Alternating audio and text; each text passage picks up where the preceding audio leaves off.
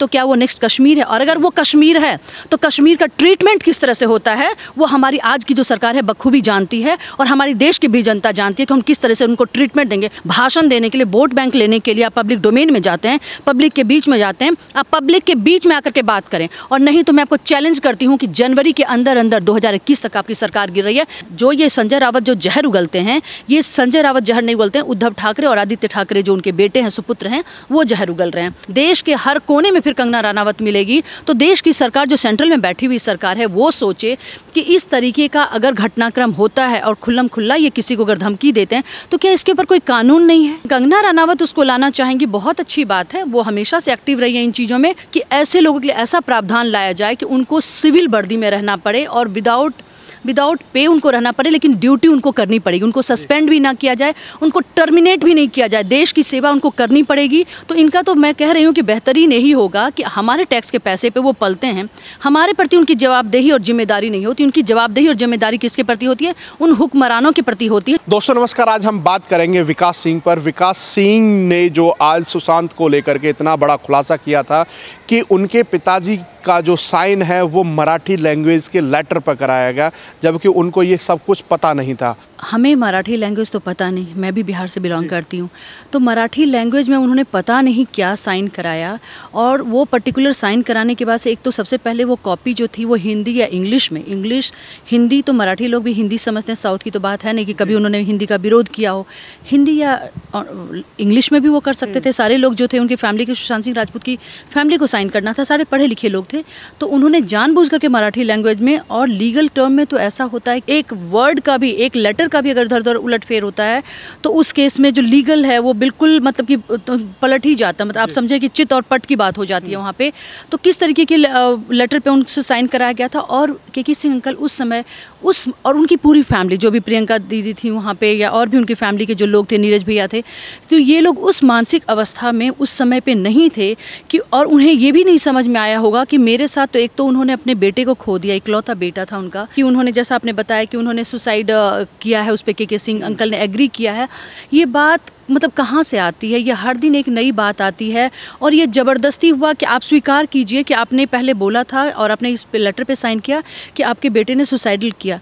अरे सीबीआई, अगर कहीं ना कहीं सीबीआई का जो एक लंबे जद्दोजहद के बाद उस मैटर को भी सीबीआई को भी इन्वेस्टिगेशन के लिए आपने उसको सुप्रीम कोर्ट में चैलेंज कि एक तरफ मुंबई पुलिस है वो मराठी लैंग्वेज में साइन कराती है के सिंह जी से, और दूसरी तरफ बड़े बड़े मीडिया जो घराने हैं वो अब उसको प्रमोट कर रहे हैं कि उनके पिताजी ने एग्री किया है कि सुशांत ने आत्महत्या की है, वो इस अवस्था में था, डिप्रेशन में था, उस तरीके से उसको प्रायोजित किया जा रहा है। एक इंसान दुनिया में नहीं रहा, उसको बदनाम करने की कोशिश की गई कि वो ड्रग्स लेता था, वो डिप्रेशन में था, और वो सारी चीज़ें खुलासे हो गए दूसरे मीडिया चैनल्स ने, या फिर हमने बार बार आवाज़ उठाई कि वो अपनी बहनों के यहाँ गया था तो संगीत में कितना अच्छा मधुर गाना भी गा रहे हैं, भजन संध्या कर रहे हैं, और वो जैसे कि उनको बोला गया कि फ़्लाइट में उनको डर लगता था, उनकी फ़्लाइट की वीडियोज़ हमने देखी। तो किस तरीके से वो मीडिया एंगल जो बनाने की कोशिश कर रहा है, उस पर भी विकास जी कह रहे हैं कि हम इस पर लीगल एक्शन ले लेंगे, या तो सुधर जाओ, नहीं तो लीगल एक्शन लेने में हम देरी नहीं करेंगे। उनको जो लगता होगा जो उचित नहीं उसके बारे में बोल रहे हैं। मैं एक आम नागरिक के नाते, एक सुशांत सिंह की, मैं कह सकती हूँ, मैं महिलाओं में बहन के नाते मैं इतना ज़रूर कहना चाहूँगी कि ये सुशांत सिंह की सिर्फ लड़ाई नहीं है।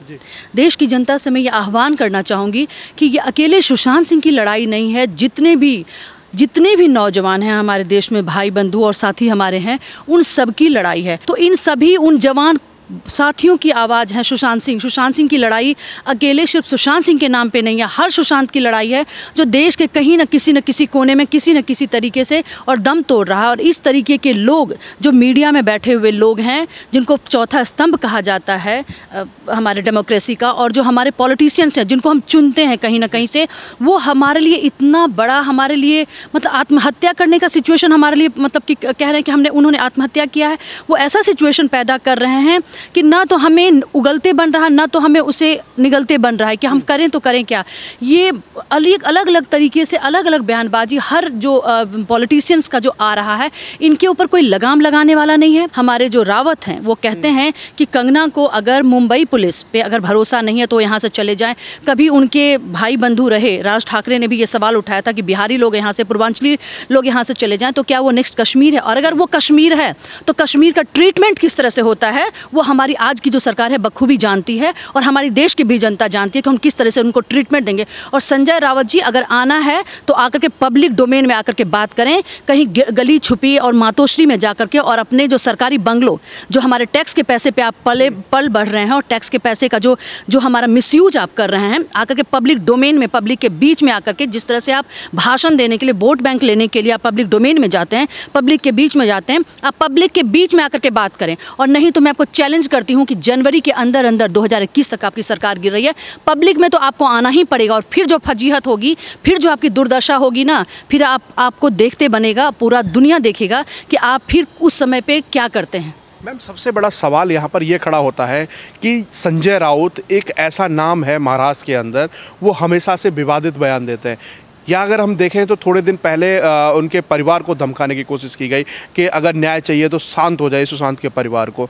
आज वो कंगना को धमकाने की कोशिश कर रहे हैं कि मुंबई पुलिस पर भरोसा नहीं है तो यहाँ अंदर मत आना। अब सबसे बड़ी बात है कि जनता ने जैसे सीबीआई की जांच की मांग की थी, आज कंगना है उसकी सिक्योरिटी की बात की जा रही है कि कंगना को सिक्योरिटी दी जाए। और जैसा कि कंगना ने भी कहा था कि मुझे सुरक्षा मिलेगी तो मैं एनसीबी को मैं सारे तथ्य खोल के दे दूंगी कौन कौन इस ड्रग के अंदर सम्मिलित है। देखिए, एक बात आपने कही, सबसे पहले मैं संजय राउत की आपने बात उठाई कि संजय राउत हर किसी को धमकियां दे रहे हैं और हमेशा से वो विवादित बयान देने के लिए वो जाने गए हैं। उन्होंने जो बीजेपी की गवर्नमेंट थी, जब उनकी जो सरकार बनी शरद पवार और कांग्रेस के साथ, उस समय पे भी इन्हीं को फ्रंट फेस बनाया था मातोश्री की तरफ से, उद्धव ठाकरे और आदित्य ठाकरे की तरफ से। तो ये उनका मुखौटा है। जो ये संजय राउत जो जहर उगलते हैं, ये संजय राउत जहर नहीं उगलते हैं, उद्धव ठाकरे और आदित्य ठाकरे जो उनके बेटे हैं, सुपुत्र हैं, वो जहर उगल रहे हैं। और जहर कौन उगलता है? जिसके अंदर विष भरा हुआ है, जिसके अंदर द्वेष भरा हुआ। और ऐसे लोग अगर मराठी लोग चुन करके भेजते हैं तो ये मराठी लोगों पे डिपेंड करता है हम। लेकिन हाँ, उनकी बातें जो होती हैं, जो कभी वो कंगना रावत, आज वो कंगना रनावत को वो धमकी दे रहे हैं और कंगना रनावत को हमें पुलिस प्रोटेक्शन मान लीजिए देना पड़ा। पुलिस प्रोटेक्शन हम कहाँ से देंगे? पुलिस प्रोटेक्शन तो मुंबई की पुलिस होगी ना। अगर मुंबई के अंदर उनको पुलिस प्रोटेक्शन देना है तो ऐसी तो बहुत सारी कंगना रनावत होंगी। मैं भी एक कंगना रनावत हूँ, मैं अपने आप को भी कंगना रनावत घोषित करती हूँ कि मुझे भी फिर पुलिस प्रोटेक्शन मिले। देश के हर कोने में फिर कंगना रनावत मिलेगी। तो देश की सरकार, जो सेंट्रल में बैठी हुई सरकार है, वो सोचे कि इस तरीके का अगर घटनाक्रम होता है और खुल्लम खुल्ला ये किसी को अगर धमकी देते हैं तो क्या इसके ऊपर कोई कानून नहीं है? या जिस तरह से सुशांत को मौत के घाट उतार दिया, क्या इसी तरह से फिर कंगना रनावत को कुछ एंगल देकर के बोला जाएगा कि कुछ इस तरीके का घटनाक्रम रहा? तो central government first of all कहाँ सो रही है? Central government ministry of homes जो है वो तो हम सबों को पता है, वो तो सेंट्रल गवर्नमेंट के तहत आता है। तो सेंट्रल गवर्नमेंट इसके ऊपर संज्ञान ले। इसके ऊपर अगर मैटर सीबीआई का जो इन्वेस्टिगेशन है, जो आज पहुंचा है, कहीं ना कहीं मुंबई पहुंचा है इन्वेस्टिगेशन के लिए, सीबीआई जो अप्रूवल हुआ है वो कहीं से भी ड्रग एंगल के लिए नहीं हुआ है। देश की जनता गुमराह क्यों हो रही है? ड्रग एंगल पे क्यों बात हो रही है? ड्रग तो पंजाब में भी रहा है, पंजाब के भी युवा भी बहुत ड्रग लेने के लिए जाने जाते हैं। पंजाब तो एक बहुत जलता हुआ स्टेट रहा है ड्रग के मामले में। जहां आप दूसरी तरफ बात आ रही, मुंबई का जो फिल्म इंडस्ट्री है, ये ड्रग लेने के लिए जाना जाता है। हमारे देश के बच्चे को पता है, इसमें कोई छुपी हुई बात नहीं है। कंगना रनावत उसको लाना चाहेंगी, बहुत अच्छी बात है। वो हमेशा से एक्टिव रही है इन चीज़ों में और डेफिनेटली वो कुछ बेहतरीन करेंगे। अगर इस तरीके से सरकार, अगर कुछ मोदी जी के कार्यकाल में अगर कुछ ऐसा होता है कि ड्रग पे ही प्रतिबंध लग जाए। लेकिन मैं फिर कहूँगी कि कंगना रनावत को पुलिस प्रोटेक्शन कहाँ का मिलेगा? मुंबई का मिलेगा। मुंबई की पुलिस जिस चीज़ के लिए जानी जाती है, मैं कहती हूँ कि जब सुशांत के केस को उन्होंने बिल्कुल अलग एंगल देकर के पूरा का पूरा जो वहाँ से तथ्य निकल करके आता, जिसके ऊपर इन्वेस्टिगेशन होता, सीबीआई तो चाहेगी तो बाल के खाल से निकाल लेती है कि क्या घटनाक्रम कैसे हुआ है। तो ये सीबीआई, मुझे पूरा विश्वास है कि सीबीआई कहीं ना कहीं से सुशांत का जो केस है उसमें फेयर तरीके से काम करेगी और जो पक्ष है वो जनता के सामने वो रखेगी किस तरीके का से उसको उसके मारने को अंजाम दिया गया था, कौन कौन लोग उसमें इन्वॉल्व थे। एक तो वो बात रही। दूसरी बात रही कि जो पुलिस लोग हैं, ये पुलिस अगर विफल रहती है, अगर इस तरीके का काम करती है और जानबूझ करके तथ्य को, साक्ष्य को अगर मिटाती है, तो मैं कहूँगी कि ऐसे पुलिस वालों को, मतलब उनके लिए सबसे बड़ा पनिशमेंट यही होगा कि ऐसे लोगों के लिए ऐसा प्रावधान लाया जाए कि उनको सिविल वर्दी में रहना पड़े और विदाउट पे उनको रहना पड़े, लेकिन ड्यूटी उनको करनी पड़ेगी। उनको सस्पेंड भी ना किया जाए, उनको टर्मिनेट भी नहीं किया जाए। देश की सेवा उनको करनी पड़ेगी, लेकिन सिविल ड्रेस में करनी पड़ेगी विदाउट एनी पेमेंट।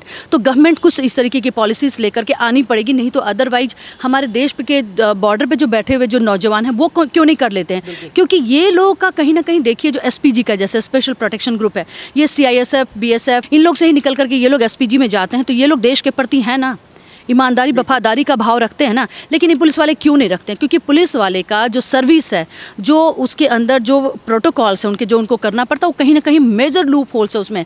उनकी राजनीतिकरण हो रहा है पुलिस के ऊपर। बिल्कुल बिल्कुल राजनीतिकरण है। मैं वही तो कह रही हूँ आपको, ये पुलिस वाले देश की जनता के पैसे पे, टैक्स के पैसे पे वो जरूर पलते हैं। उनकी जो सैलरी जाती है, मैं कह रही हूँ किसी भी स्टेट का अगर आप सीएजी रिपोर्ट निकाल करके देखें तो एडमिनिस्ट्रेशन मेंशन होता है उसके अंदर कि एडमिनिस्ट्रेशन के नाम पे इतनी सैलरी स्टेट के फंड से, जो भी टैक्स का अमाउंट बना उसके तहत, या जीएसटी का जो पैसा आता है उसके तहत ये पुलिस डिपार्टमेंट को, या फिर जुडिशरी है जो उनके हाई कोर्ट तक जो भी जजेस आते हैं, उन सबको हमारे टैक्स के पैसे से ही उनको उनकी भरपाई होती है।